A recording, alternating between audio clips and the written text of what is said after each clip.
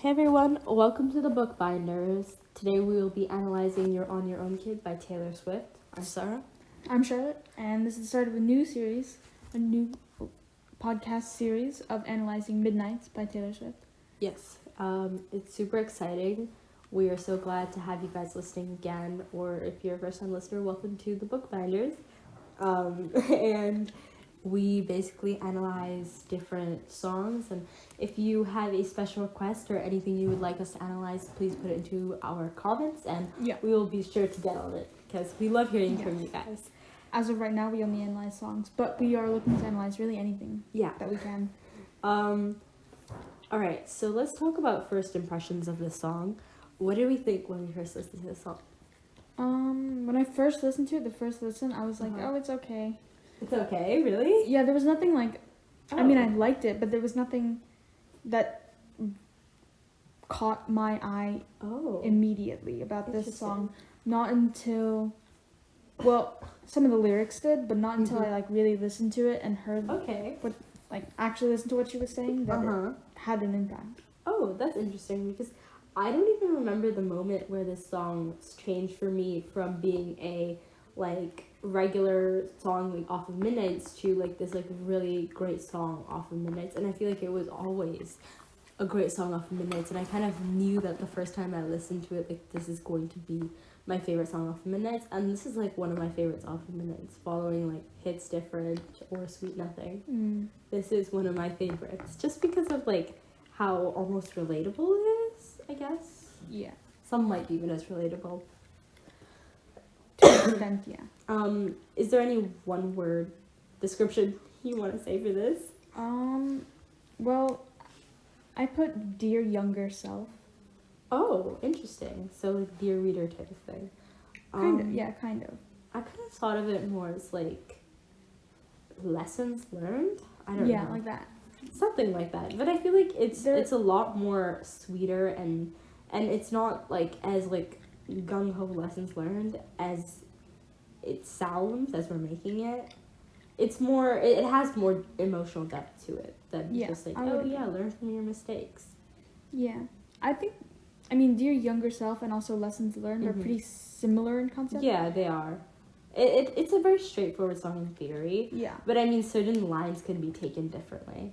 The overall plot concept sort of thing, it's pretty straightforward. More straightforward than some that we've analyzed in the past. Lana Del Rey kind of. But each individual line, you can take it to mean... Yeah, it could mean something else. Because I think that's the beauty of Taylor Swift is each of her lines have a different meaning, while each of the lines can have a different pertainance to what story, but the whole song is just one cohesive story instead of breaking down into multiple different little stories. Yeah, I noticed that as I was analyzing this song and also Hits Different for an upcoming episode. I was noticing that when you first hear Taylor Swift songs, or even if you're not first hearing, but when you listen to it, you get the plot. There's that pretty straightforward story. Yeah. But then you start looking into the lyrics, and you're like, well, this can be taken many different ways that still apply to what...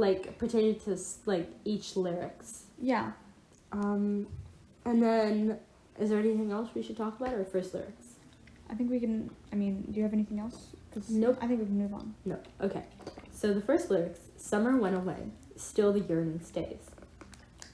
This gave me very August vibes, and additionally, when summer goes away, you are generally heading back to school, and that means that the easy life is ending, where summer's like a breeze, right?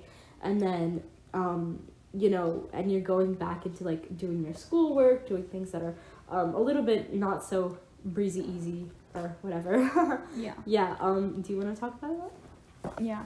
So I put here that this is sort of symbolic of childhood / early teen years. I agree. And then I also put that school starts again. So you have no more late nights, just having fun in the summer when it's dark, and it's sort of that carefree existence. Precisely. And then still the yearning stays. It's the feelings that existed in that preserved sort of happy state of summer have carried over. But now they have a much darker tone. I think still the yearning stays could kind of be... I feel like the whole concept of this song that I took it as was this girl is Taylor, the main character, is trying to figure out herself, like her purpose of what she's doing, like her ikigai, everything like that she's trying to, do. So I feel like still the yearning stays. I mean, she never figured out herself. Like, she's like, oh, during the summer, I'm going to define this whole, like, my whole pathway. I'm going to figure out everything that I need to do. And, like, this is going to happen and that's going to happen for me. But still the yearning stays means that nothing ever really happened in the summer that she would have desired or wanted. Or something that she was, like, necessarily looking for never really worked out for her. Yeah, I would agree with that. And then the next lyric, I play it cool with the best of them. Go ahead. Well, this line, it very much pertains to what you were saying about the whole trying to find herself over the summer. And my analysis was pretty similar to that. It's like you're trying to get your life together or sort out something, find out about yourself. Yeah. It's a pretty common theme for teen years, I think. It is, yeah. Like, taking the summer to just find what you're passionate about, because in all the pop culture, like movies and things you see during the teen years, that's when people find their passion and their purpose. Yeah. And when you don't find that, it sort of feels like you're lost. And this is like she's feeling all these things inside, feeling lost, but she just pretends that she's not, and she continues on and does whatever fun things her friends are doing, and like she says, plays it cool, just ignores that feeling inside, the yearning. So yeah, I kind of took it in a very similar way, except with the best of them, it kind of means, like, not just friends, but your family. So, like, the people that you're with, the best of them, you're playing it cool. So you're not, like, showing them that you have all of these emotions about this going on and that going on. You're kind of just going with the flow, and you're not thinking about it too much, even though deep down you kind of want to find it. So you're yearning. You're not telling anybody, but you're just internally yearning, and you're not externally expressing that. Yeah. Okay, next line. He's going to notice me. Oh, sorry. Wait. I wait patiently. Yeah. He's going to notice me. So, I think during the summer, she kind of directs her attention to this guy, or even during this, like, the beginning of the school year, she kind of says, like, I wait patiently. Like, I'm waiting for this moment where I can figure out who I am. And she turns her direction to this guy, and he's like, oh, she's like, yeah, he's gonna notice me. So I wait patiently. He's going to, like, I'm going to prioritize him, so I'm waiting for him to prioritize me. And likely this guy is a lot older, and that's why she's the one who's waiting for him to notice her. Interesting. For these two lines, I sort of analyzed them separately. Okay. So for I wait patiently, it's like she's young, at least at this point. She's very young and naive and thinks that, like, things will happen if you wait. That's why she's waiting.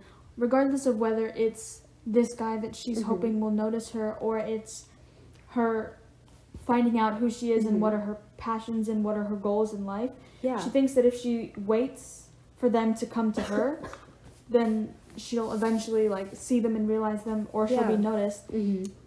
And rather than, like, the actual truth, which is if you want something, you have to go out and get it. Yeah. And then he's gonna notice me. It's sort of like self-assurance, like she's telling this to herself. And I like that your analysis had, like, this sort of character of a guy. Mine, it was sort of a hazy, not really a solid character. It was just, like, this guy who she's probably known for a while because of the next line that we'll get into later, who maybe she just realized that maybe she wants something more, or perhaps she's been wanting something more with him for a while.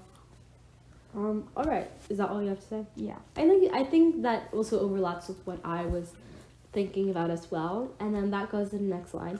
It's okay, we're the best of friends. So I feel like in this case now she's talking to him. Like, she's like, yeah, we are the best of friends. And I feel like that's an assurance. She's the one saying that we're best of friends, but really they may not be the best of friends. Maybe they just met.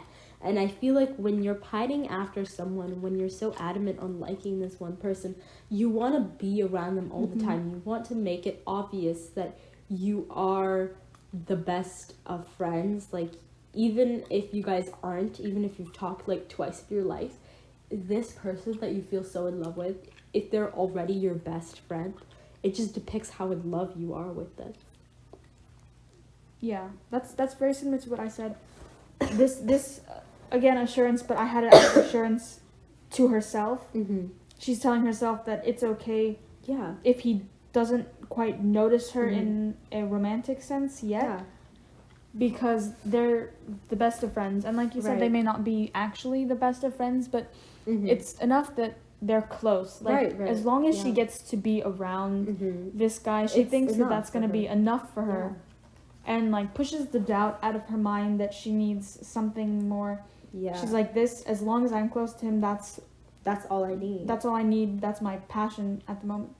Well, I mean, I feel like not passion, but rather that's what she needs to complete this yearning, like to fill in the spot for the yearning of like a passion. She is filling it in with the like, he's gonna notice me. Yeah, almost an anti-passion. Yeah. If that makes sense. Like, yeah, that makes sense. And then she says, I hear it in your voice. You're smoking with your boys. So that's kind of how I thought that this guy was older. Like, I mean, it's kind of, it seems like a new concept to her. Like, oh, like, the boys who are smoking. And, like, I feel like it also shows apathy. Apathy towards the singer here. So the guy is kind of apathetic towards this younger girl because he's just casually smoking with his boys around her. So it feels very apathetic or, like, careless of him to just, like, you know, be smoking with his boys just around this, like, younger, like, freshman girl. Like, I feel like she could definitely be this, like, fresh into high school or fresh into fresh out of middle school or something. Yeah. And the guy is, like, a lot older, probably, like, a senior or something. That's interesting. But I could definitely see that based on the words. Mm-hmm. And I would agree that it does sound at times like he's older. Yeah. But for this one, I thought that this is, like, a time passing. So this is, like, older teen. So, like, maybe she's a senior at this time. And she's, like, calling him. Mm-hmm. Because, you know, if they're best friends, then maybe she's calling him up, like, hey, do you want to hang out tonight? Mm-hmm. And then he's trying to lie about it. Like, oh sorry, I'm busy. Yeah, I'm so cute. But then she's so like, cute. I can hear it in your voice that you're not busy. Mm-hmm. You're just hanging around with your friends, smoking and doing whatever. And he's... and you're lying about it because you... Oh, that's interesting. I never thought about rather be with your friends than me, but you don't just want to tell me. Well, yeah. And then in the... that's kind of sad, low-key. And then in the next line, she says, I touch my phone as it fits your face. One of the most confusing lyrics of all time. Is it as it fits? I thought it was as if it's... As if... as it fits your face, right? Is it? Okay. To me, it was as it fits your face. Like, I touch my phone as it fits your face. Yeah, it does sound like that when she sings it. I didn't even, like, go off her singing. I, like, actually Googled the lyrics and it says it. Interesting. I touch my phone as it... Okay, well, anyway. Regardless. Regardless what it was. I was thinking that basically she has her phone and her phone was only meant to call him. Like, the only reason that she has her phone, or, like, the only utility that she sees of her phone now is the fact that she could call him. And now it's, like, good for nothing for anything else. Like, that is the only reason why she has this, like, one phone, and that's, like, for calling him, and, like, not, I mean, obviously, like, metaphorically, but the fact of the matter is that she has her phone, and it's meant for calling him because she adores him so much that she would, like, be on her phone for hours just for him. Oh, I could see that. And, I mean, my analysis, regardless of the lyric, was that, like, as she's on this phone call with him, she's, like, she touches the phone, and it would seem to be, like, very gently. Because of the way she sings it, it's very gentle. And so I think she's, like, gently holding the phone, imagining, like, God, if I could only hold his face, if only he was mine, and I could do that, because she's trying to feel some sort of connection. It could go for both ways. It could, sure. And she wants to feel some sort of connection to him because, like you said, she's so obsessed. Yeah. Well, I feel like the obsession is coming from the fact that she needs something to be obsessed about. Yeah, exactly. And she has nothing to be obsessed with except him. So she's feeling like this void in her life.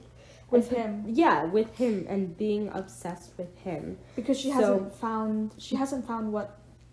Yeah, because she hasn't found herself yet, so she's using him as this void. And it's almost not fair to him. Well, as terrible as it is for her, yeah. I'm not saying that he's like the victim. No, I'm just saying like he never really. Just like she didn't choose the town, he didn't choose to be someone's. Yeah, but I feel like in a way he's leading her on. Like I feel like there is some sort of there's he some could see. Yeah, like he could definitely tell if he's older. Like it's easier to tell, especially because she's imagining all of these things and she's like playing it cool. She's waiting patiently, and like he gives her these signs. He's like, he's gonna notice me. She knows that so adamantly. How does she know that so adamantly if he's not leading her on? Yeah. That's fine. And I know girls are delulu, but everyone's a bit delulu. Yeah, but I mean, if someone's so adamant on it, then you can tell. You can kind of tell that like they kind of like this other person. So I feel like in a way he kind of gave her sides, or at least he reciprocated feelings. Or he didn't make it clear that he didn't. Yeah, and I feel like especially when somebody likes you, but you don't necessarily like them back, you kind of want to, like, experiment. Like, you don't know if you like them back or not. You kind of feel like, oh, like... Well, maybe... Well, maybe, like, I might like them if I give them a chance. So he might have been doing something like that where he was just kind of giving her this opportunity that was like, oh, you know... I don't know. Yeah, something like that. Yeah. Like, just, like... this opportunity to be together or something. Yeah. Like he just wanted to see how it was. I don't know. Yeah. Next verse. And then I didn't choose this town. Yeah.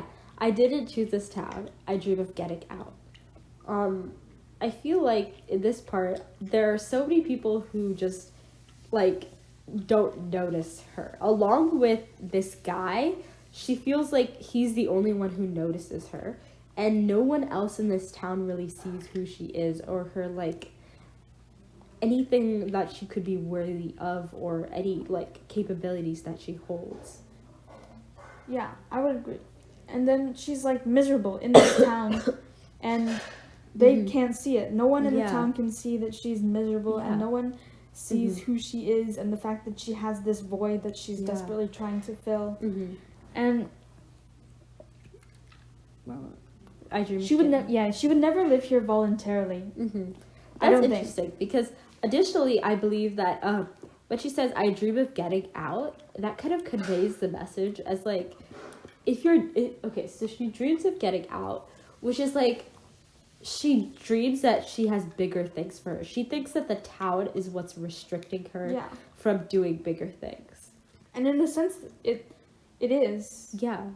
Because it has yet to show her, like, that she has more than... She has opportunities that are not just pining after some guy. Yeah. And, like I said, I think that in this, she's in her senior year.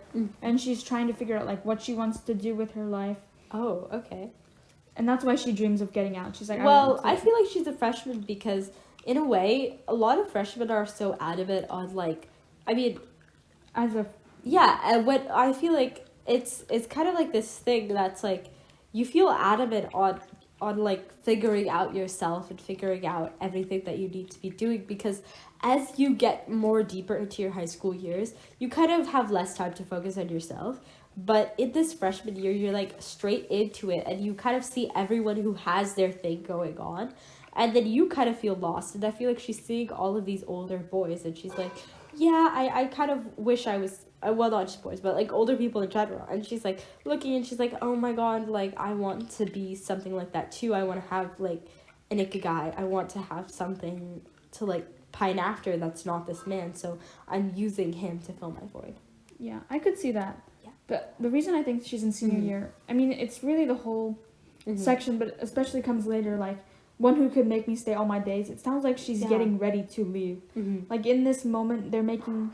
plans, so maybe she's like a junior. I feel like in that next line, I dream of getting out, there's only one who could make me stay all my days.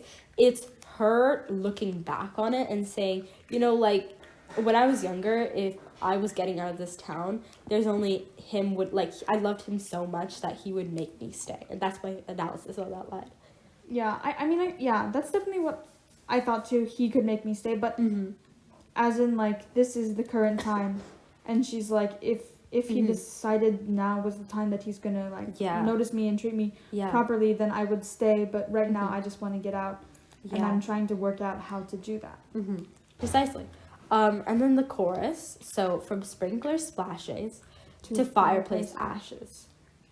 For me, well, do you want to go first, or? Oh, well, okay. Okay. Well, so, like, sprinkler splashes, that's obviously summer. Yeah. Right, because that's what happens in summer. And then fireplace ashes is very much winter. So, like, throughout the extremes, the whole year, in the summer or the winter, it's always on her mind. Yeah. That she, like, wants something to be passionate about. And she feels lost throughout the entire year. Okay, so I took that first part the exact same. Like, from sprinkler splashing to fireplace ashes, like, throughout the whole year, right? Yeah. But I feel like in this case, because she's still young and she's still with this guy, she's still looking at this guy, she's thinking about the guy through all of these memories. She's like, that's right. From sprinkler splashes to fireplace ashes, all of this time, they're like these events, right? Sprinkler splashes is like the neighborhood block party, and the fireplace ashes is like this Christmas party. So that's what I said exactly. I waited ages to see you there at these events, and see you there at those parties. That was basically my analysis. Like, year round, she's trying to organize these things and get him into situations where they're together at this party. Right. I wrote summer party, winter party. Yeah. And so that she can have, like, those moments with him, because that's what. Yeah. Her lack of passion has caused her resulted in this. She wants to see him year round. Precisely. And maybe he does come to these things, but it's never what she imagines it. Yeah. And then she says, I searched the party for better bodies. And I searched the party for better bodies. Yeah. So regarding the next lyrics, what did she say about it? For this one, I said, because, like, at the time she's a teen, and a lot of teens are very insecure, but this shows it's like, she mentions it so casually. She's just like, it's not like a whole point. It's just like, she searches the party of better bodies. So it's like something that's usual. She's not, she doesn't notice that it's concerning that she would make note of that fact. Yeah. It's just like, that's what she always thinks. That's the usual. She just searches the party of better bodies. That's what she does, because she's so ingrained with this sort of. Yeah. First off, this gives Cassie from Euphoria, even though she doesn't really fit with the Taylor Swift kind of character. But regarding that, I think this lyric is really just an encapsulation of trying to make him mad, like trying to get a distraction just so he can notice you. Like, if you're searching the party for better bodies, she's trying to look for somebody who can be a better obsession, someone who can reciprocate their feelings. And ultimately, we see that she's kind of still stuck on this guy. So I feel like it's also to just make him jealous, or like to make him like see like, I'm still okay if you don't like me. Like, and it's like almost like proving to him, but he doesn't care. So it's proving to her, like, unconsciously, but consciously proving to him. Oh, so you're thinking she's searching the party for better bodies than his? Precisely, yeah. My analysis is very much like her own insecurities about herself. Well, I feel like it's both. It's the fact of the matter that she searches the party of better bodies, and these better, like, it's to find someone better than him, but additionally to find someone who is, not going to treat her the way he did, but then to make him jealous. And the way she makes him jealous is to fill that void in herself, because she's upset that he never, like, cares for her or looks at her. Reciprocates for her. Next lyrics. Just to see that just to learn that you never cared. Precisely. So then she learns that he never cared. So all of this searching for better bodies was almost useless. Yeah, for this line, I thought either he didn't show up at all, or he did show up, but he's just, like, hanging out with someone else. Yeah. And not paying her any attention, even though through the party, she invited him here. Yeah. She thought that he would at least, like, spend some time with her, but he doesn't care. He doesn't care at all. or maybe he just doesn't care enough. Okay, so then the lyrics, you're on your own, kid, you always have been. You always have been. Yeah.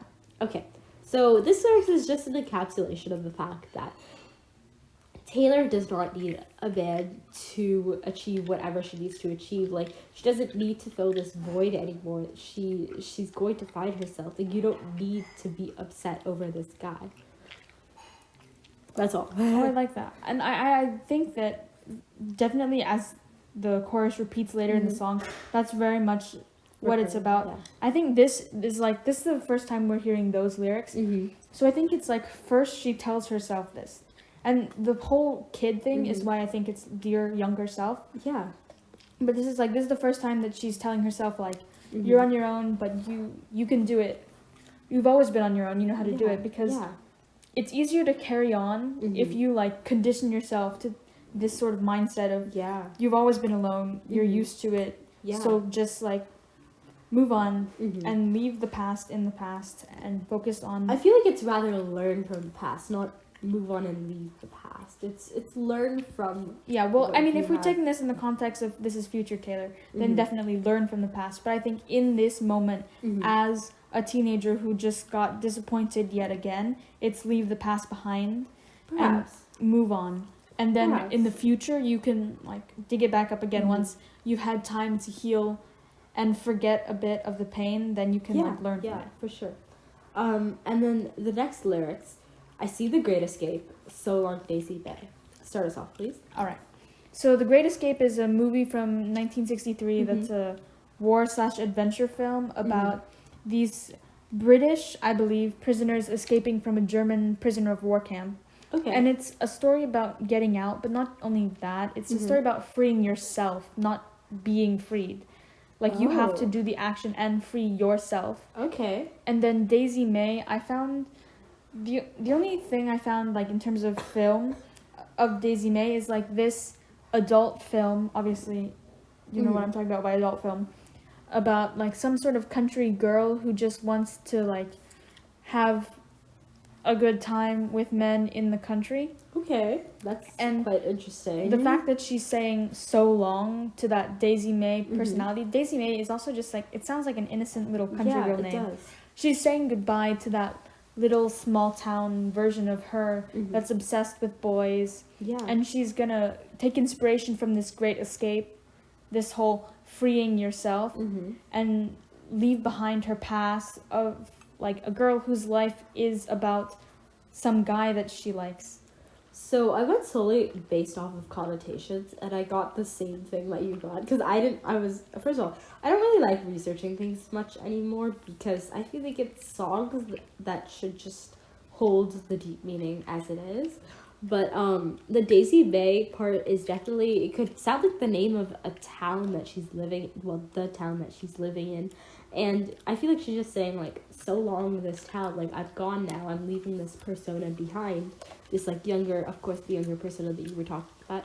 And then going back to I See the Great Escape, she sees herself now, she can almost, like, vision into the future and see herself finding herself, but she needs to figure out how to do it. So she picks the petals and realizes that he doesn't love her, and that's, like, a reality check in the next lyrics. Yeah, that's what I got too. Like, she can already tell by now, after all this time, that he doesn't love her, so it's not worth it to spend her time being, like... This is, like, the final confirmation. Yeah, it's not worth it to spend her time being, like... Yeah.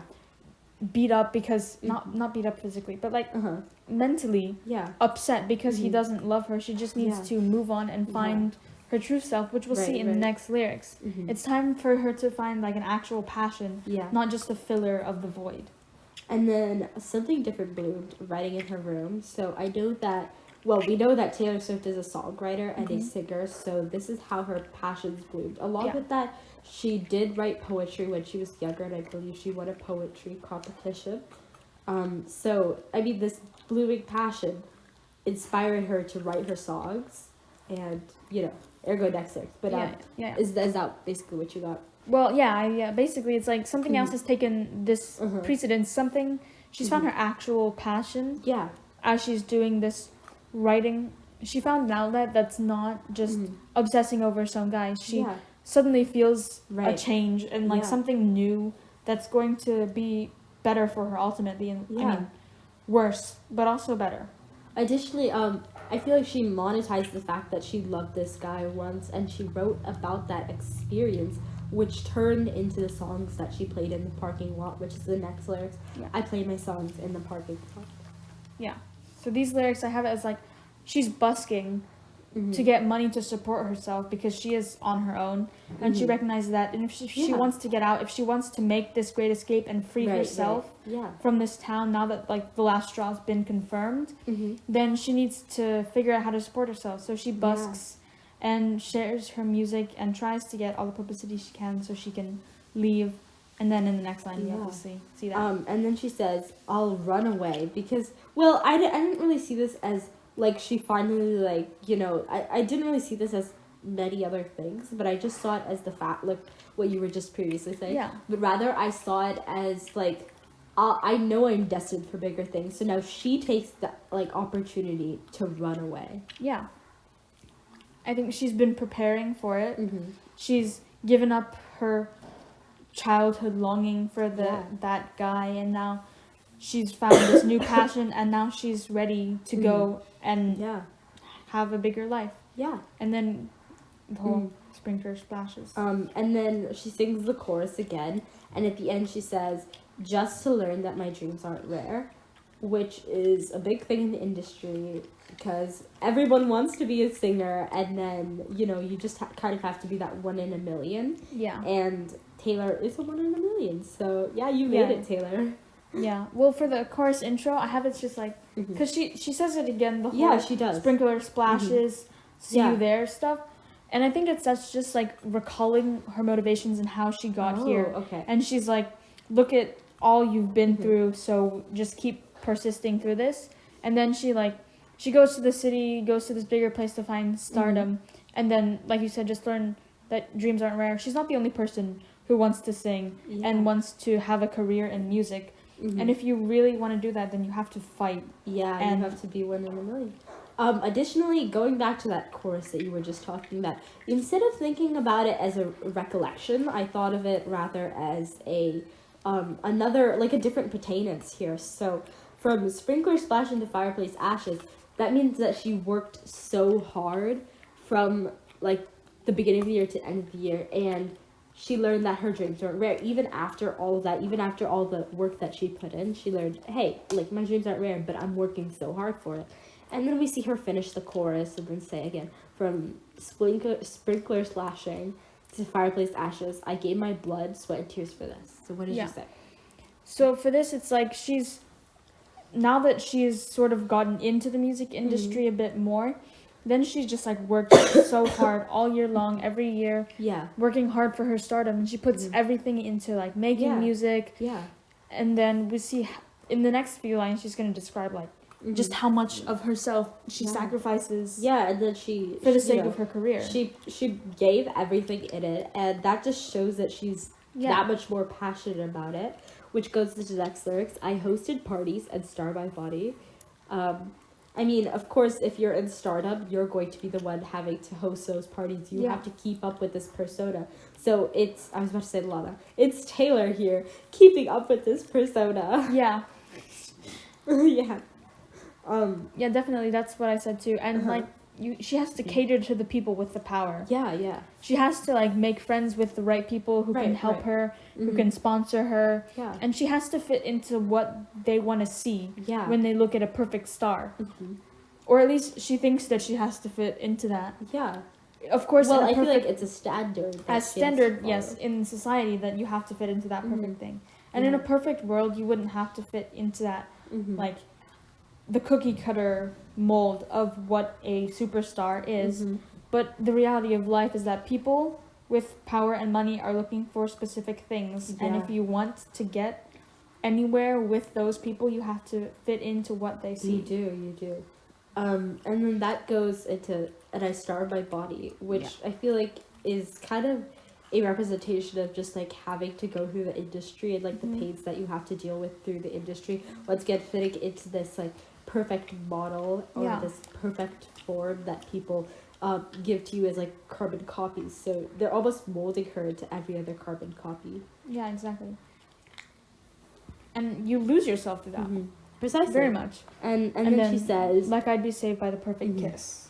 So I feel like by creating this persona, it's giving her this innocence that she had back in Daisy May. Like, it's creating back the same innocence that she once held with everything else. So yeah, they're just building that back up to be saved for a perfect kiss. Like, she has that innocence. Also, Taylor has a song called Last Kiss. So yeah, I could see that, definitely.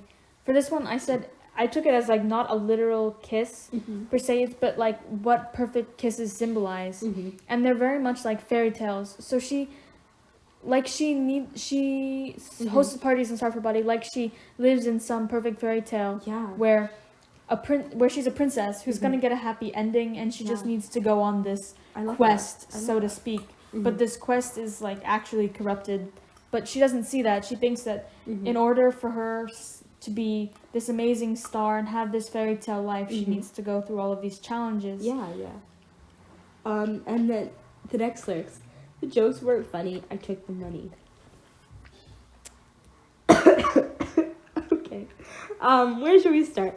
I think for the jokes weren't funny, I think it's kind of going back to the fact that, like, people pushing her into the industry was not a joke to her. Like, it's not a joke to be saved for a perfect kiss. Like, it was not this amusing, fun thing for her. And so even if she had to do it, she took the money that she monetized from that. And then, Yeah, for this line, it's like when you're hosting parties, all of these rich people are like trying to joke, and I think you just have to smile and laugh through it. And in this line, it's almost like they're making fun of her and her roots. Precisely. And she just has to like smile and nod and accept what they're saying, because that's how she succeeds. That's how she gets anywhere. And then I took the money. It's so despondent of a lyric. It's like she has the money she was searching for. She has the sponsorship of the jokes that she forced herself to laugh at. But it's not having the satisfaction that she wanted or she thought that it would have. It's just it's just helping her, but it's not giving her anything to thrive on, if that makes sense. Like it's not bringing her the satisfaction that she wanted. I like that. And then she says, "My friends from home don't know what to say," which I kind of feel like is a nod back to I took the money. So her friends are almost stunned. They're like, "Oh, is this the Taylor that we've always known? Is this the, like, when did she become, like, stop being a friend and start becoming this, like, large star or whatever?" So people from Daisy Bay are so, like, she's almost, like, in your face, the people at Daisy Bay. I got something pretty similar to that. For this one, I think that to some degree, and also, like, her friends from home are from this small town. So, like, she has this fame now that they haven't imagined. So they're a bit starstruck. And they used to be friends, but now she's Taylor Swift. And they don't know what to say to that because she's changed so much. Precisely. They don't see the little Daisy May girl that they knew. They see some star who's looks different and maybe sounds different and acts different and has all these responsibilities and can't have any privacy now because of stardom. And so they don't know what to say to that because there's not that connection anymore. And then I looked around in a blood-soaked gown, and I saw something that they can't take away. All right. So for this lyrics, I feel like it's a nod to Carrie, the book, and or movie. And in either one, Carrie is wearing a blood-soaked gown after her classmates soak her in blood at prom, and she looks for people who would stand up for her, who would save her, which is almost what Taylor is getting at here, where she say that even in this industry, I'm looking for someone who can save me, someone who can relate to me, someone who can be there for me. And you know, she didn't find anyone, but she saw something that they can't take away, which is her passion for her music. For the something they can't take away, I got the same or a similar analysis. For the blood-soaked gown, it's like, I think it's some sort of gala gown or some fancy dress for an award ceremony now that she's like Taylor Swift, the big star. Yeah. And it's like the blood of her former self, the blood of her innocence and her dreams that have died, and she didn't even notice it until now. She sees that her friends don't recognize her and that her gown is metaphorically soaked in the blood of all that she's lost because she lost sight of what her true passion is, and that's her music. Yeah. And I saw something that can take away. It's like she saw her true self, the one thing that like saved her from her town, something that the corruption that she's been going through can't completely erase, and that's like the writer in her, the poet, the artist. Yeah, I like that. It's such a beautiful song, honestly. And then after that, she says, because there were pages turned with the bridges burned. Oh my god. Okay. Obviously, this is a nod to the fact that she has various eras, so I feel like the pages turned are like the representation of her eras passing by and eras kind of going along. And then bridges burned means like burning certain friendships or people who like, you know, that boy from the beginning of the story, or like, you know, letting go of things that have been holding you back from whatever your potential really is. So that's kind of what the bridges burned implies. Yeah, that's the same analysis for bridges burned. And then the pages turned, it's like I think it's because a long time ago is when she found out first her passion for writing and poetry and songs and all that, and so much has happened then, and she sort of turned the page on that like innocent writing about small town problems and that boy in her math class or whatever, and now it's like she's catering to a much wider audience and she has all these societal pressures, but she's still part of the same book. She may have lost some connections and some ties to that past self, but she still has that same book writer passion. It's still there, and they can't ultimately take that away, because you can always turn back the page, and you always remember the ideas. That's what she did. I really do like the fact that it's all just one book, and you know, you're just turning the pages, so that's a great analysis there. Additionally, the next lyrics is everything you lose is a step you take, which I feel like is a nod back to the friendships of the bridges burned or whatever. So I mean, everything that you lose, every friendship that you lose is a new step that you take, a new step into the newest friendship. So that's why she says make the friendship bracelets in the next lyric. I had a different analysis for this one. Okay, go ahead. I saw it as like every bit of innocence and childhood and happiness that like fades is a natural step in life. Like as you get older, your innocence in your childhood is automatically going to go away. Because it's just like you're getting closer to a point in your life constantly where it's not going to be there anymore. At least it's not going to be present. You're going to have the memory of it, but everything you lose, all of the pieces of your former self that you lose is just another step in life. And it's inevitable. So, well, for the next line, the whole friendship bracelets, you need to like enjoy what you have while you have it, rather than thinking about in the future everything's going to be awful or I'm going to do this and that. Like you can plan, but don't forget to also live in the moment and make friendship bracelets for people. Right. Yeah. Okay. And then take the moment and taste it. So I feel like this is like savor the moment that you have, and you know, be able to live in that moment, and you know, have certain teenage emotions or whatever. So this is like going back, talking to her past self or whatever. Like I feel like in a way she wouldn't change it for anything, and I feel like that's kind of the message that she's giving here. Yeah, I would agree. I like the analysis of she wouldn't change it. I didn't think of that, but I think I would agree that ultimately in life, if you change it, then you won't get that same experience, and you won't learn the same things. We're about to go full on, like we're preaching now. No, okay. No preaching. Well, I mean, whatever. It's fine. But yeah, I also said savor. Like, just enjoy the moments that you have. Yeah. If you're happy, don't worry about when you're not going to be happy anymore. Just think. Right, and that's just like... Yeah. And that's why she says you've got no reason to be afraid. And I feel like at that point, we've kind of merged our analyses. Oh, I've got a different reason for it. Oh, okay. Continue then. Well, I mean, you can continue talking. No. I mean, that's all. Like, it's very straightforward from here for me, at least. Oh, okay. So for you've got no reason to be afraid, it's because I think she's talking to her former self throughout the entire song. Yeah. And it's like, there's no need to be afraid of the future yet. Like, it's scary sometimes, and you ultimately know that there are going to be awful things. Yeah. And you're going to face disappointment and heartbreak and all of that stuff, but you shouldn't be afraid before you truly know. Yeah.